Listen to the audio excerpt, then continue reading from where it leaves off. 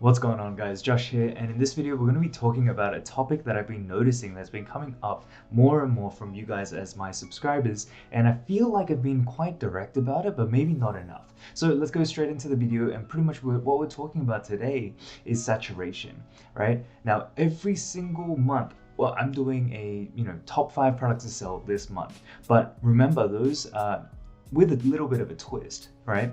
What we're doing there and what I'm trying to get you guys to understand is that, yes, products can be sold, right? But I want you guys to think outside the box, right? I want you guys to think outside the box in terms of how can you sell it differently to all the other thousands or tens of thousands of dropshippers all around the world, or those that are willing to or trying to get into this e-commerce game, right? So that is the purpose of that video, right? But then people keep posting and keep commenting, Josh, this is saturated. This has this many sales. It's too saturated, right? Now that grinds my gears, because let me just talk to you guys about what saturation means, right? Saturation means that there is just so many people in that market selling that one product, or so you guys think, that it is no longer viable for you guys to jump in and sell that exact same product. What I'm trying to get you guys to understand is that saturation, that definition of saturation is not entirely true. My definition of saturation is it only applies, right, to the way that something is marketed, right, or the audience that it's marketed to.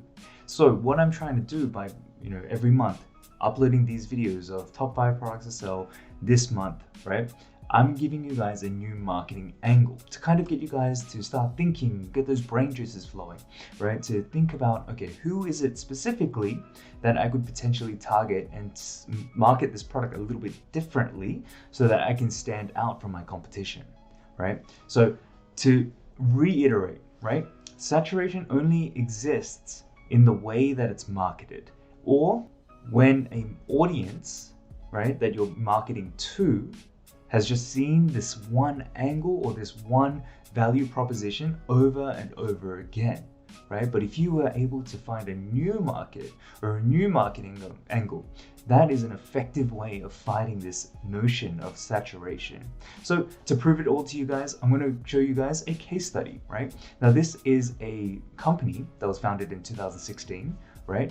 But they started selling a product that was invented and actually brought to market 85 years ago, right? Way before they founded, right? Way before they came to market.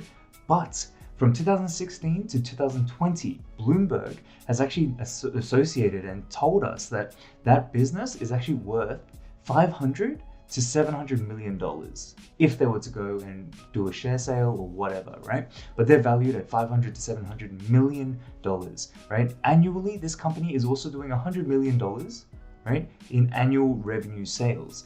Okay, so have I got you guys curious about who it is that we're talking about here?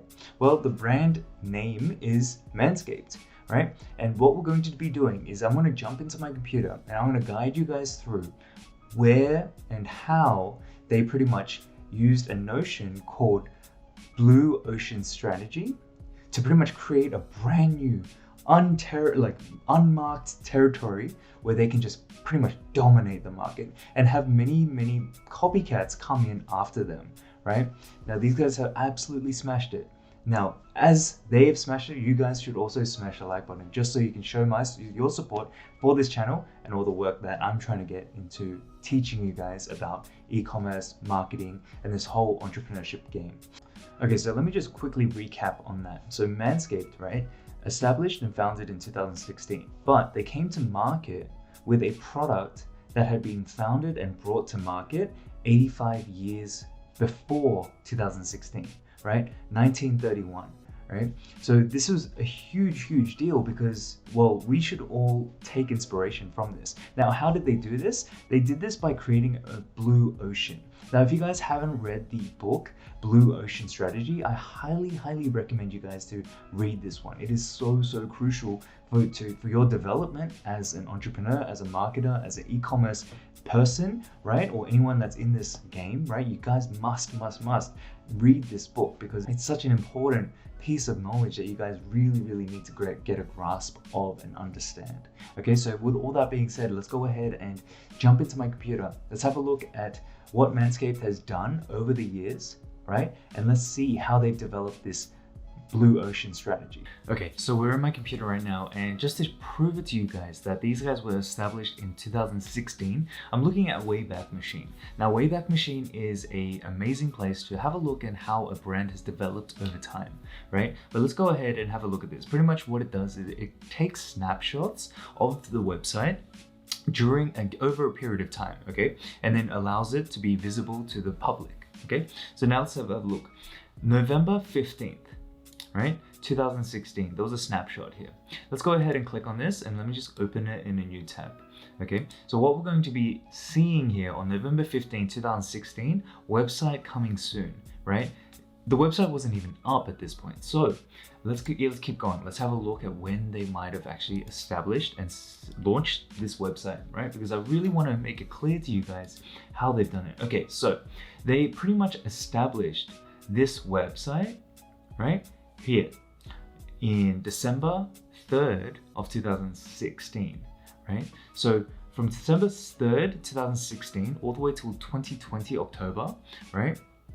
They've been pretty much valued at $500 to $700 million, right? Now, if I go to Amazon, right? And if I go have a look at electric shavers, look at all the competition that they have. This is a red ocean. This is a ocean of competitors, right? That are all selling this product in the one way, right? Does that make sense? They're all, just marketing this product as an electric razor for men shaving, their face, blah, blah, blah, whatever, right? Generally, people were just saying electric shavers were meant to be for the face. But, we know, right? You and I know that these electric shavers are used elsewhere as well, right? People have different issues and blah, blah, blah, right? But no one actually talked about it until Manscaped, right? Or no one did it properly until Manscaped. So let's have a look at their marketing message. Let's go ahead and look at Manscaped. So Manscaped right here, right? Let's have a think about what is it that they specifically did, right? Proper grooming requires precision engineered tools. Not only does a man's sensitive areas require it, but hygiene demands it. Okay, so now that you guys have seen that, right? Let's go ahead and make sure you guys see this. Hygiene demands it. And not only does a man's sensitive areas require it, right? So you kind of get the point of where they're going, right? Okay, so are you starting to see how this notion of saturation is somewhat flawed, right? And are you starting to get yourselves thinking about how you can fight this saturation with a product that maybe you're thinking about right now, right? So let's continue. Let's think about how Manscaped went about bringing to market a product that had already been existing, right, for 85 years prior. Now, what did they do? So I'm assuming, right, and this is how I would have done it.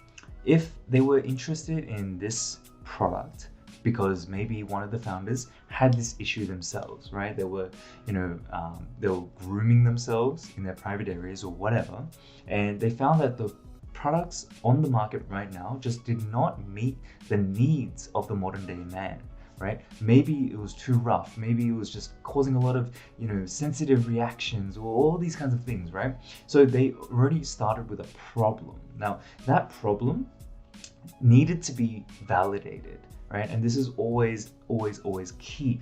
You need to validate a theory, because we always start with a theory of, oh, maybe this product will be good, but maybe you need to make sure that it's not just you that's facing that issue, but multiple people in a given certain audience, right? So Manscaped probably, one, they already had the problem, and two, they probably started farming all of the reviews that were out of big competitors in this field that have been existing for 85 years, right?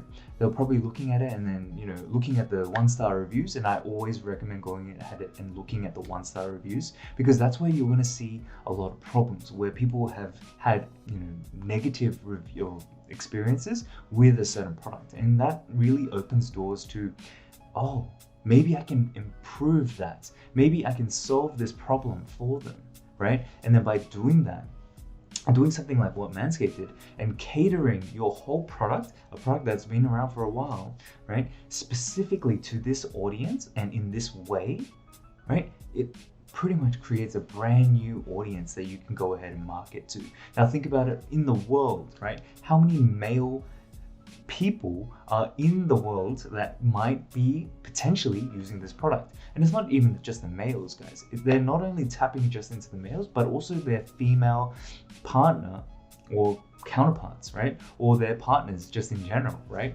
Now, this is just such an amazing way that people and what you guys can honestly start to use to fight this notion of saturation. Now, if you guys haven't been watching my top 5 products to sell this month kind of videos, I would highly encourage you guys to go back and watch it.